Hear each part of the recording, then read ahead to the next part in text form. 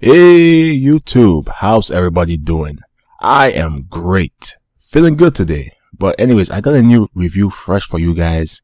Max Payne number 3. Max Payne, that's a name I haven't heard of in quite a long time. Before this game came out, Max Payne was irrelevant. Do some of you even know what Max Payne is? Probably not. So what has Max Payne been up to these days? Well, quite frankly, Max Payne isn't doing too good these days. He's washed up, depressed, and technically he is a bum. He spends his day drinking, smoking, and on drugs. The shadows of the past still haunt Max and he just can't seem to get away. Oh, poor Max.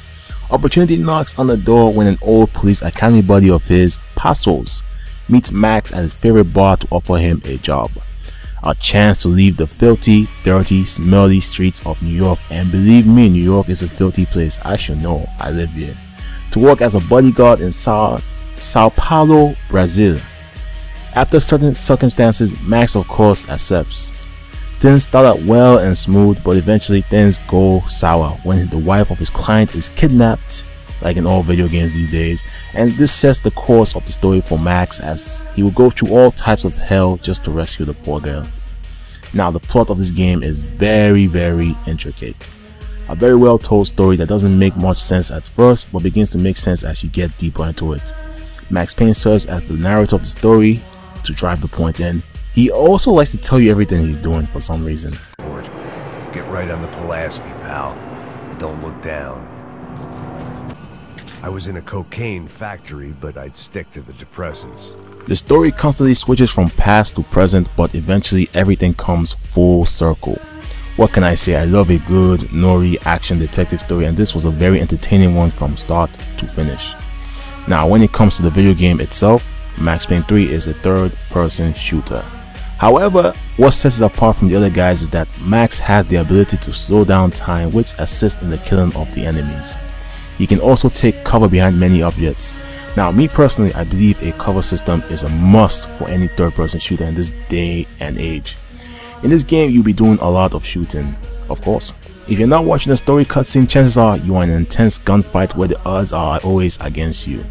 Now unlike other games where you can just run and gun and hide behind cover to regenerate your health, that's not the case here. There is no regenerate health for these pussies.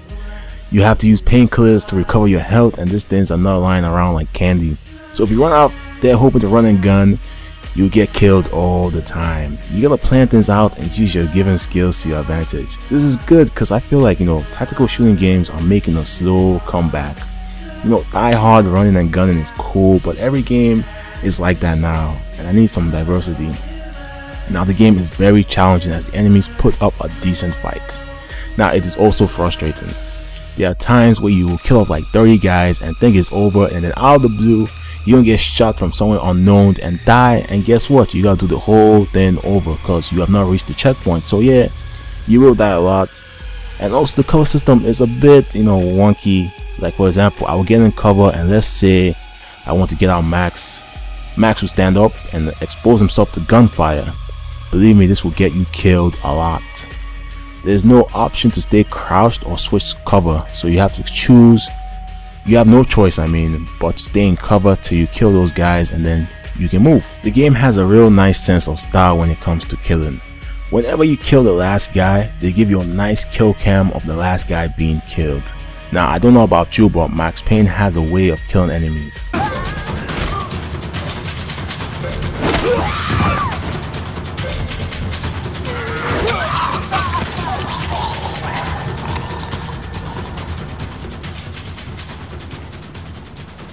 Now this game has a multiplayer mode. Originally I thought it was going to be a tacked on feature to extend the life of the game, but I was wrong, and believe me, this is not the first time I have been wrong. The multiplayer in this game is like a different animal. It's like you are getting 2 games for the price of 1. There's plenty to do here. There is a very in-depth character customization feature going on. There are also different loadouts to choose from.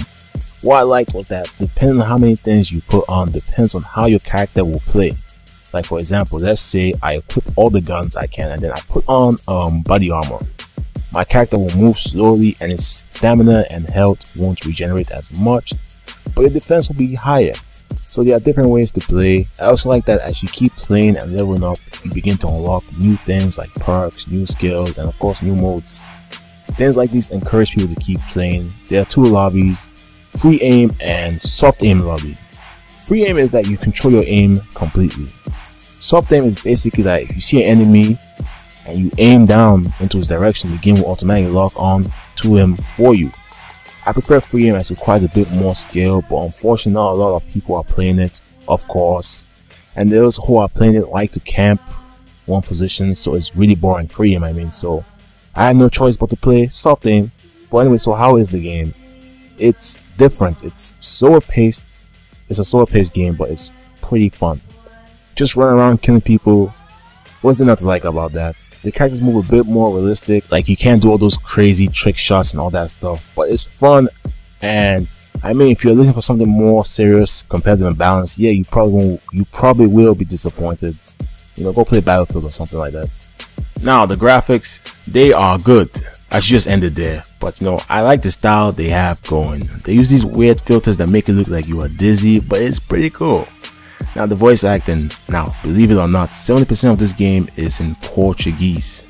Of course the important part for the story is in English, but it really makes you feel that you are a stranger and don't really belong, which I guess was what they were trying to do. But okay, let's just wrap this thing up. Now, I love action and violence, whether it be movies, TV, games or anime, and I think if you are like me, you need to try this game out at some point. You are getting a complete package when it comes to single player and multiplayer. Everything was well thought out.